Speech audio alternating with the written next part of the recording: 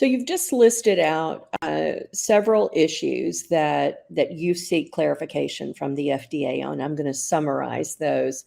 Data quality and how much verification is required, whether it's fit for purpose and how that's defined, whether it can be used as an adjunct to RCTs, and also how it would be used in accelerated approval. Those are four major guideposts, if you will, for RWE usage by a regulatory authority. However, each one of those is their own large conundrum. If you were to advise the FDA, what would be one or two things that you would say, I think you can plant a flag in the sand on this issue now?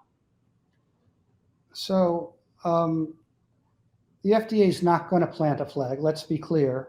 The FDA is a cautious agency, and appropriately so, and they want to get more use cases and see what works and what doesn't work for them to move in a direction of having clear standards. But I think that they could be much clearer on the elements that they are considering or the things that they are requiring.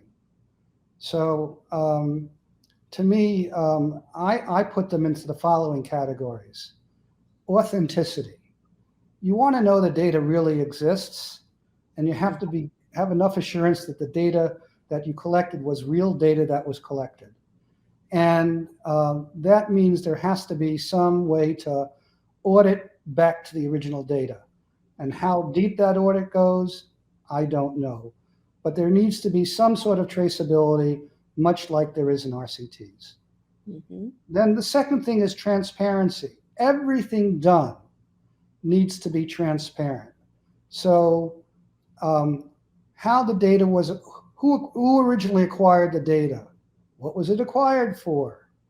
How was it put into a data ocean or a data lake or a database, whatever you want to call it? Did they use a common data model? Did they transform the data? What logic text did they look for completeness and accuracy and other things? All of that, and they should be reporting out what are some basic statistics that they found on the overall data set. It may not be the data you need to know for the particular question at hand, but you'd like to know it as a background level of quality for that data set. Then, what statistics would they be looking at there? Excuse me? What statistics are you talking about there?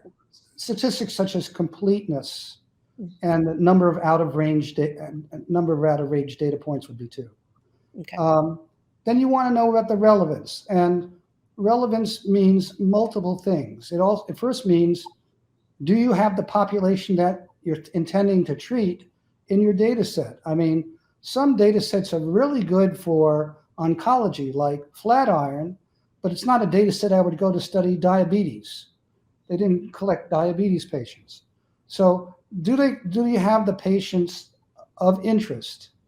Are they representative of the total population you're interested in? And do you have adequate numbers and longitudinal follow-up to ask the question that you want to ask?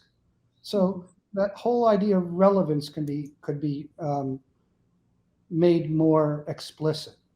Mm-hmm. And then accuracy. I don't know what we don't know what good enough accuracy means right now. Mm-hmm. But how are they going to define good enough accuracy? So I'm not sure I know the answer to that, but more thought has to be gotten into how they're going to say how much uncertainty is around the estimates that you're getting of treatment effectiveness for them to feel confident that this is a reproducible finding. Mm-hmm. And then lastly, I think they should be asking for a track record. I think anybody who submits real-world evidence from a real-world data source should send in all the published data that has been using that real world data source, where they tried to draw a causal inference. Mhm. And all the times when they tried to cause a causal inference, did it work or did it fail? Both published and unpublished studies. The full use experience of that data source should be made available. And in order to give some context about the reliability Mhm. of that as a data source.